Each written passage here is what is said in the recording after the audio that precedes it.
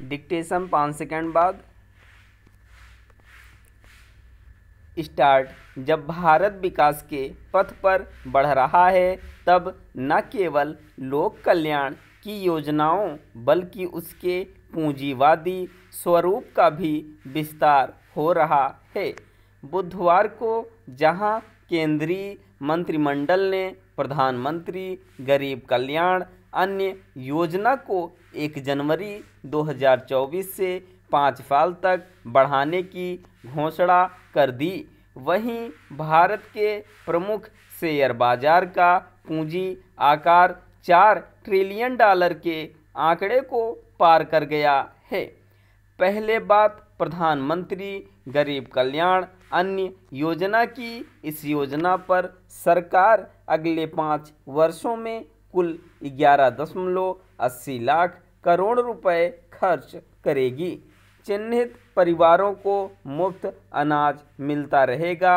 वास्तव में इस मुफ्त अनाज योजना के निंदक भी बहुत हैं जो नहीं चाहते कि यह योजना चले, पर स्वाभाविक रूप से ऐसी लोक लुभावन योजना को शुरू करने के बाद बंद करना आसान नहीं है, क्योंकि एक बड़ी आबादी ऐसी है जिसे इस योजना से लाभ हुआ है और इसे जारी रखने में सरकार को भी कोई खास दिक्कत नहीं आ रही है।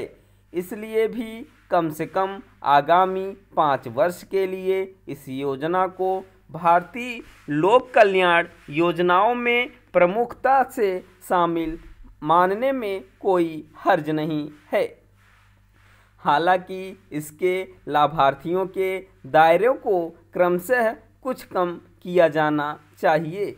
ध्यान रहे, जब हम इस योजना का प्रचार करते हैं तब यह भी बताते हैं कि देश के 81 करोड़ लोगों को इसका लाभ मिल रहा है। इससे दुनिया में यही ध्वनि जाती है कि भारत के ज़्यादातर लोग गरीब हैं और उन्हें मुफ्त अनाज की ज़रूरत है। अगर सरकार ज़रूरतमंदों को ही यह लाभ दे और अनाज का उनका हिस्सा बढ़ा दे तो यह योजना और भी कारगर कहलाएगी। किसी योजना को जारी रखना अच्छी बात है, लेकिन समय के साथ उसके लक्ष्य को भी ज़्यादा निर्दिष्ट करते चलना चाहिए ताकि यह आभास लगातार हो कि भारत में मुफ्त अनाज के तलबगारों की संख्या घट रही है। ध्यान रखना चाहिए कि यह योजना 2020 में कोरोना महामारी के दौरान राहत उपाय के रूप में शुरू की गई थी और वह महामारी अब बीती बात हो चुकी है। खैर, बुधवार को केंद्रीय मंत्रिमंडल का एक और फैसला भी ध्यान खींचता है। प्रधानमंत्री नरेंद्र मोदी की अध्यक्षता में मंत्रिमंडल ने 24,104 करोड़ रुपए के कुल परिव्यय के साथ प्रधानमंत्री जनजातीय आदिवासी न्याय महाअभियान पीएम जनमन को मंजूरी दी है। इस योजना से देश में लगभग 11 करोड़ की आबादी वाले जनजातीय समूहों के विकास को बहुत बल मिलेगा। अब बात देश को मिल रही पूंजीगत मजबूती की। देश के प्रमुख शेयर बाजार बीएसई में सूचीबद्ध सभी कंपनियों का संयुक्त बाजार मूल्य बुधवार को पहली बार $4 ट्रिलियन तक पहुंच गया। अगर भारतीय मुद्रा में बात करें तो बॉम्बे शेयर बाजार में दर्ज कंपनियों का बाजार मूल्य 3,333 खरब रुपए के करीब पहुंच गया है।